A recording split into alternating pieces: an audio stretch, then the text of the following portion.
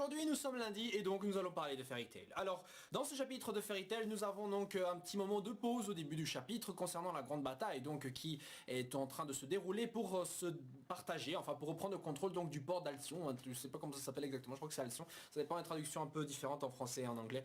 Mais dans tous les cas le port, bref, le port qui est donc le champ de bataille qui oppose donc, qui avait opposé par exemple Kagura et Di Maria. Bon, d'ailleurs je me demande toujours comment ça se fait que Kagura a pu rentrer tranquille et même que Di Maria a laissé s'échapper Kagura tranquille. Enfin je veux dire, si Di Maria est effectivement bien supérieure à Kagura, etc., pourquoi putain de merde elle les a laissés s'enfuir? Je veux dire, il y en a un peu marre des méchants qui sont toujours là, ouais je vous laisse vous enfuir, comme ça on a un peu de fun après. Putain mais Zeref il a été clair, hein, il a mobilisé tous les millions de types de son armée pour une seule guilde à la base, et les Spriggan ils sont là genre on va d'office gagner alors que quelques-uns, là, certains d'entre eux ont déjà été vaincus quoi. Je veux dire, il faut arrêter les conneries là, bref. Donc alors qu'au début du chapitre justement on avait donc Acnologia hein, qui était là en train de passer, enfin il faisait que passer, il a juste explosé la gueule d'un mec avec lui, la crime à dragon, Maître qui était là, bam. Et donc du coup évidemment t'avais le Hitman là qui était énervé visiblement quand il a vu son camarade God Serena se faire exploser. Il était là en mode ah j'ai pété la gueule, et en fait non évidemment parce que t'avais Auguste qui est à côté qui avait genre ouais non excuse-moi mais t'es pas, il est pas le genre d'adversaire que tu peux gérer. Enfin clairement je veux dire, si je veux dire tu vois un mec il explose comme un rien, un type avec 8 lacryma de dragon, enfin de dragon, et là toi tu crois que tu vas l'effrayer avec ton petit gant là qui fait des petits mots. Non je veux dire sérieusement quoi, bref. Donc Acnologia se casse pour aller chercher les autres Dragon Slayer qui restent. Oui, parce qu'il en reste donc 7. Hein, donc Natsu, Gagil, Wendy, Sting, Rogue, Laxus et Cobra. Il faut pas l'oublier. Donc on reverra certainement Acnologia par la suite. Mais en tout cas, pour l'instant, il est juste passé histoire de lui montrer à quel point il est fort. Est-ce que God Serena est définitivement mort? Je pense pas. Parce que putain de merde, s'il est, waouh, ça a été certainement un des plus gros pétards mouillés de la saga. Enfin, ça a été un truc de... C'est un truc de fou. Non, sérieusement, parce que là, c'est abusé. Bref. Ensuite on retrouve donc le camp de Natsu et compagnie, donc avec Lucy qui est toujours au chevet de Natsu, qui est pour le moment hors combat, mais j'imagine qu'il reviendra mais uniquement vers la fin de l'arc ou quoi. Donc c'est une très bonne chose que Lucy et Natsu pour l'instant ne soient pas au centre de l'attention. Ça permet donc de s'attarder un peu plus sur les autres personnages autour qui eux méritent vraiment un peu de présence, hein, on va dire, dans ce manga. Donc un petit commentaire donc vis-à-vis de Fried qui est à côté et évidemment s'inquiéter pour la team de Erza et surtout Laxus hein, qui est donc dans la même direction. Et Lucy alors, enfin et Fried fait genre une remarque, ouais j'ai pas envie que Laxus, enfin j'espère qu'ils vont pas trop en faire et tout, et Lucy est là, oui mais tu leur en demandes trop parce qu'évidemment Fairy Tail ils en font toujours trop. Mais Fried justement fait un regard genre oui, oh, oui tu as raison c'est vrai. Pourquoi il fait ce regard? Parce qu'en fait on apprend par la suite que Laxus en fait est toujours affecté par le Mahou Ryushi de Tempesta que celui-ci avait absorbé pour libérer toute la ville. Et ça justement ça l'a affecté encore aujourd'hui malgré les anticorps qu'avait créé Poliushka pour le sauver dans l'arc Tartaros. Et bah le pauvre Laxus justement il en a encore les effets. Et j'espère que c'est pas un indice ou une manière de prédire que Mashima va en fait nous mettre Laxus sur le côté ou faire en sorte que Laxus ne puisse pas exploiter 100% de ses capacités lors d'un combat. Parce que ce qui est pratiquement sûr maintenant c'est qu'au prochain combat de Laxus le mec aura une autre crise et qu'à ce moment là putain ça va permettre de faire en sorte que le combat soit un peu plus équilibré alors que Laxus est super fort. Putain de merde, s'il nous fait ça je comprends pas parce que là on est clairement contre des adversaires qui requiert justement 100% de la puissance, ou alors c'est juste pour nous dire qu'il y aura un combat encore plus important pour Laxus après, et que c'est là qu'il sera le plus efficace quand il aura guéri de son truc, ou je sais pas quoi. Enfin je sais pas trop, mais je trouve ça dommage qu'à chaque fois que Laxus doit combattre, il y a toujours un truc qui le retarde, enfin qui lui permet pas de se battre à fond. Enfin bon, il s'est battu une fois à fond, c'était contre Jura. Mais là putain, j'aimerais vraiment le voir se battre à fond. Bref, donc la nuit tombée, on voit du côté de tous nos héros, on voit Grey, Jubia, Erza, tout ça. Hein, voilà, une petite scène marrante entre Grey et Jubia qui veut pas partager le pieu. C'est Grey en fait qui découvre d'ailleurs Laxus qui a justement encore ses problèmes face au Mahou Ryushi. Hein, d'ailleurs au passage, un petit moment marrant où Grey justement se déshabille. Ça fait très longtemps qu'on l'a pas vu ce genre de petite scène où Grey se dessape et qui est pas quelqu'un qui disait hey, remets tes vêtements. Voilà, donc peut-être des petites interactions comme ça que j'aime beaucoup, surtout avec Laxus, hein, qu'on n'a pas toujours eu l'occasion de voir interagir. Même dans l'anime on l'avait vu interagir avec Wendy alors que ça arrivait pas toujours. Contrairement au manga sur l'île Tenrojima après la bataille contre Grimoire Hertz. C'était des petites scènes comme ça que je trouvais très intéressantes à voir. Enfin et surtout Laxus et Gildart par exemple, ça c'était aussi très marrant à voir. Dommage qu'on n'ait pas eu plus de trucs comme ça dans le manga. Hein, il ne manque plus qu'à attendre ce connard de Gildart de revenir de je ne sais où putain. Le mec il a dit qu'il allait revenir dès que la guilde allait être le numéro 1. Ça fait longtemps qu'ils sont numéro 1 et il a même eu, je veux dire la guilde a carrément eu le temps de se séparer putain. Donc le mec il est arrivé, quoi la guilde s'est séparée, oh je me recasse. Mais non putain, reste là connard, bref. Durant la même nuit, donc t'as une scène donc entre Gagil et Lévi. Bon voilà, c'est la typique la scène. Je pense que Mashima il s'est dit on va un peu resserrer un peu les liens entre Gagil et Lévi, comme si ces deux-là en avaient besoin, alors que ces deux-là sont allés bien plus loin que certains autres couples, genre Natsu et Lucie, pour pas ne citer que. Non, je déconne. Mais en gros voilà, Gagil fait un peu le beau gosse là, genre Lévi, ah oui, j'ai peur de ne jamais retourner à la guilde, on est face à des adversaires terribles. Et là Gagil il fait oui, je vais t'arrêter, je vais te ramener à la guilde. Ah, voilà, putain, le mec il fait évidemment son petit moment de petit couillon. Enfin bref, ça donc d'une scène pas si utile que ça, si ce n'est que peut-être c'est pour nous dire que Lévi justement se compare aux autres membres de la guilde en disant ouais, compare aux autres, mes pouvoirs sont un peu insignifiants et tout. Mais je le rappelle, et j'arrête pas de le dire, et je suis certainement le seul sur internet à le dire, mais putain, mais Lévi a éveillé son second origin. Je sais, je vous saoule avec ça, mais est-ce qu'un jour ce sera utile? Je veux dire, si Lévi l'a désactivé, enfin l'a activé, je veux dire, l'auteur il va pas se dire putain ça sert à rien. Je veux dire, même Jet et Draw ils l'ont pas fait quoi, putain c'est pour une bonne raison, parce qu'ils en avaient pas besoin. Alors pourquoi aller faire passer à Lévi? C'est que la meuf elle en avait besoin, et on n'a jamais vu exploiter, enfin on n'a jamais vu Lévi exploiter son second origin. Donc peut-être que justement cette fois-ci, elle pourrait peut-être exploiter ça. Bon, parce que jusqu'ici Lévi, en dehors d'être utilise son solid script pour créer des éléments pour nourrir des Dragon Slayer, pour l'instant ça n'a pas été très utile, mais bon soit. Bon allez, je déconne, j'exagère bien entendu, mais voilà. Donc du coup Erza et Wendy rejoignent les champs de bataille où se trouvait Kagura, et pendant ce temps on avait donc Di Maria qui décide de prendre une autre cible aujourd'hui que Kagura, et décide donc de s'attaquer à Shelia qui est toujours avec ses fringues d'écolière, hein, pour pas changer. Mais évidemment Di Maria, qui est en quelque sorte la réincarnation d'Hiromashima, se dit qu'il va peut-être juste la dessaper comme Kagura, voilà, pour pas changer encore une fois. Donc du coup Di Maria avec la main du mangaka déshabille Shelia, voilà, parce que voilà il faut plus de raison maintenant pour l'adversaire. Les adversaires ne tuent pas face aux femmes, et il les déshabille. Je veux dire c'est un putain de cliché dans Fairy Tail. Quand tu combats une meuf, c'est obligé à un moment donné et perd un peu de ses fringues. Bah si elle perd pas un peu de ses fringues, c'est pas Fairy Tail, là, on n'est pas dans Fairy Tail. Donc du coup Shelia se retrouve un peu boobs à nu, qu'elle cache bien entendu. Et au moment où Di Maria se dit que ah ouais mais c'est vrai que tu peux te soigner, je vais peut-être te tuer, là ça devenait intéressant, et ben en fait non, t'as Wendy qui arrive. Cependant dans une scène assez cool, dans une double page donc assez cool, Wendy arrive donc en donnant un gros coup de pied dans la gueule de Di Maria en mode Dragon Force. Alors ici le mode Dragon Force est bien plus évident, enfin ressemble plus au Dragon Force que la fois on l'avait vu contre les avatars là, hein, voilà. Donc avec les cheveux qui changent et tout. Non, je sais pas si ils ont changé de couleur ou si c'est partiel la transformation.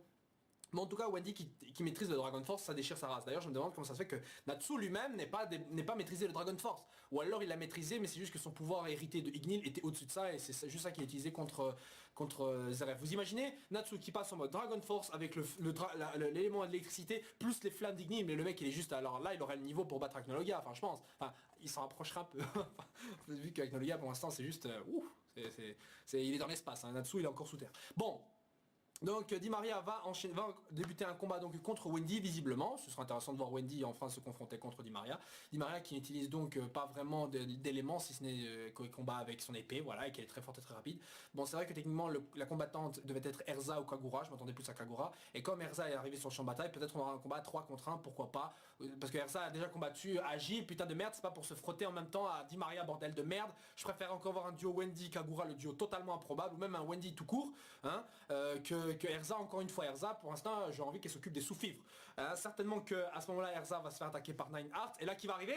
Monsieur aux cheveux bleus, Jelal. Voilà, bon, je dis ça comme ça parce que où il y a Jelal, où il y a Kagura, où il y a Erza, où il y a Kagura, forcément Jelal va arriver parce qu'il y a des interactions et des affinités entre ces personnages, et d'office, l'auteur va le faire amener dans cet endroit-là. Bon. Et au loin, tu avais donc Wall, donc le créateur de Batman, je crois, ouais, Batman, l'ancien Batman, le juge, donc celui qui fait les machina make, comme j'aime l'appeler, même s'il a jamais utilisé vraiment cette appellation-là pour ses techniques. Et bah justement, il est derrière en train de mater un peu ce qui se passe, mais évidemment, t'as l'Axus qui est là, bam, il donne un coup dans le par derrière, et donc justement, on retrouve celui qui a blessé Fried, et c'est vrai d'ailleurs, on l'avait tous oublié, même moi, Ichiya, voilà, Ichiya qui est à l'hôpital d'ailleurs, donc tout le monde s'en fout, même moi, par exemple, je viens de me rappeler. Et donc un combat va débuter entre ces deux-là, puisque le prochain chapitre s'appelle l'Axus versus Wall. Voilà, des éléments très intéressants. Bon, pour revenir un petit truc au début du chapitre, c'est vrai que pour vaincre Acnologia, maintenant il est sous-entendu que pour le vaincre, le seul truc qui est possible, c'est d'utiliser donc le Fairy Health. Hein, vu que Zeref veut récupérer le Fairy Health, donc l'Humaine Histoire si vous préférez, et bah justement ce serait la seule arme capable de détruire Acnologia. Bon, évidemment, utiliser un canon laser ou un truc ressemblant à de l'Etherium pile poil sur Acnologia, ce sera un peu con. Et puis imaginez un peu qu'Acnologia soit capable d'absorber un laser fait d'Etherium, parce que il y avait longtemps, j'avais fait une théorie. Comme quoi l'élément d'Acnologia en fait c'était l'Etherion et tout. Bon voilà, enfin parce que l'Etherion c'est une combinaison de plusieurs éléments, et en soi Acnologia qui a buté plusieurs dragons a peut-être absorbé leurs éléments et de la même manière que par exemple God Serena a le pouvoir de 8 Lacrimoine Dragon, Acnologia c'est plus ou moins la même chose, un peu comme Future Rogue qui avait assimilé le pouvoir de Sting après l'avoir tué. Voilà, c'est plus ou moins ça que je veux dire. Donc ça signifierait donc que Acnologia peut-être on n'aura aucun adversaire à affronter, ce que je trouverais ça par contre très très con. Donc Zeref lui-même est incapable de tuer Acnologia à ce moment-ci l'histoire, d'ailleurs personne ne le peut. Hein. Donc Fairy Heart est certainement l'objet de toutes les convoitises, si ce n'est qu'Acnologia, à part pour Acnologia qui cherche juste à affronter et tuer les derniers Dragon Slayer qui restent, et j'imagine que le dernier qu'il aura affronté ce sera Natsu. Alors qu'est-ce que je pense, qu'est-ce qui va arriver de la suite? Bah certainement que Laxus va avoir des petits problèmes évidemment contre Wall dans la bataille, il va se faire un peu botter le cul au début, il va ramener, il va évidemment, il va botter le cul de Wall, puis évidemment il y aura son problème du Mahou Ryoshi, il va tomber à terre, retournement de situation, le combat va s'éterniser, puis après Laxus aura le dessus et finalement vaincra évidemment Wall, mais évidemment ce qui risque d'arriver c'est qu'on a peut-être Acnologia qui arrive justement et qui est là en train de se dire voilà je vais tuer le prochain Dragon Slayer, c'est Laxus, il tombe sur Laxus, et donc en voyant peut-être Laxus déjà mort ou à moitié mort, il se dira bon voilà c'est déjà fait, je le zappe, voilà il reste plus que 6 dragons. Pourquoi pas? Bon maintenant peut-être que justement Laxus va gagner, et de la même manière que par exemple Minerva avait buté Kagura après avoir perdu son duel contre Erza, et ben Acnologia lui va se ramener pour buter à Laxus qui lui vient de gagner son combat, hein, pourquoi pas. Voilà, et donc il tombe à terre. Et ça serait très marrant. Maintenant, est-ce que la mort de Laxus serait intéressante à voir? Je sais pas trop. Moi, pour moi, Laxus était un peu le futur héritier. Putain de merde, on a vu Yuri, il est mort. On a vu Makarov, il est encore en vie. Putain, c'est pas pour voir Laxus crever, alors que son grand-père, qui a frôlé la mort plus de fois que son petit-fils, doit encore... Enfin, que son petit-fils doit, bordel de merde, survivre à la place de son petit-fils. Non, sérieux. En plus, Ivan, putain de merde. Il est où, Ivan? Je veux dire, je pensais que cette Arc-ci allait être à un moment donné une révélation pour les Dreyards. Au final, on s'est tous fait enculer, quoi. Je veux dire, c'est un truc de fou. Bon. Voilà, le chapitre se termine là-dessus, donc peut-être une venue d'Acnologia, mais en tout cas le prochain chapitre sera concentré donc sur un combat entre Laxus et Wall que Laxus va certainement remporter après un combat plus ou moins difficile. Alors qui va affronter qui? Comme j'ai dit, Nineheart, Jelal, je le sens venir. Di Maria, Wendy ou Kagura, certainement pas Erza, pitié pas Erza.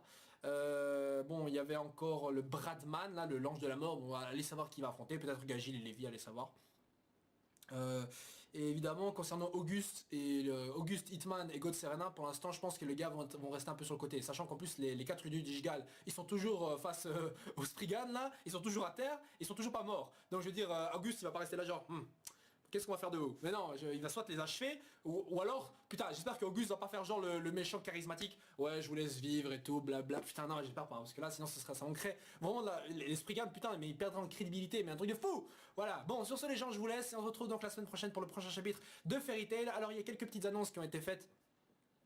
Par rapport à le film 2, alors visiblement c'est un film qui mettra en scène divers dragons. Alors je sais pas, je sais pas s'il y aura plusieurs dragons ou si quelqu'un qui a plusieurs formes de dragons, parce que les images en fait sont pas très nettes, j'aurais voulu vous les partager. Je sais pas si je vous les mettrai sur la vidéo, mais en tout cas il est question de dragons, j'ai un peu plus d'informations que ça, mais en tous les cas je vous mettrai peut-être plus d'infos dans les prochaines vidéos qui arriveront. On va rester évidemment au courant de ces trucs là. D'ailleurs c'est marrant parce que l'un d'entre vous m'a envoyé un artwork que j'avais déjà vu. Mais bon, je vous le montre parce que sinon il va croire que je m'en fous de ses messages. Donc une image d'une sorte de croquis, à plus ou moins avant le one shot de Fairy Tail. En gros, si vous voulez, c'est un dessin de Mashima de Lucie, mais avant que celle-ci apparaisse dans l'histoire. C'est-à-dire, en gros, c'est une sorte de preview du personnage. Et en fait, le personnage, justement, preview, ressemble beaucoup à Di Maria. Vous allez me dire, est-ce que c'est un signe que Di Maria est lié à Lucie? Oui et non. Soit c'est le cas, effectivement, pourquoi pas. Ou alors pas du tout, parce qu'il arrive très souvent que des mangaka réexploitent évidemment des designs, d'anciens designs pour de nouveaux persos, ou même justement réexploitent d'anciennes idées, mais plus tard, je veux dire Natsu par exemple, à la base devait avoir des cornes, il devait être donc faire partie d'une guilde marchande je crois, et évidemment il avait toujours ce mal de transport, ce qui était un comble justement pour quelqu'un qui avait comme boulot de livrer des choses. Hein, ici, Natsu n'a pas de cornes, mais tout de même l'idée des cornes a quand même été réexploitée avec l'idée d'un Acnologia qui avait des cornes, ou même la théorie de Natsu quand il s'était fait passer pour le grand démon Dragnir sur Edolas. Voilà, des petites idées comme ça qui sont réexploitées, donc n'y voyez pas forcément des liens plus concrets que ça. Voilà, sur ce les gens, ciao ciao, et à la semaine prochaine. Zou.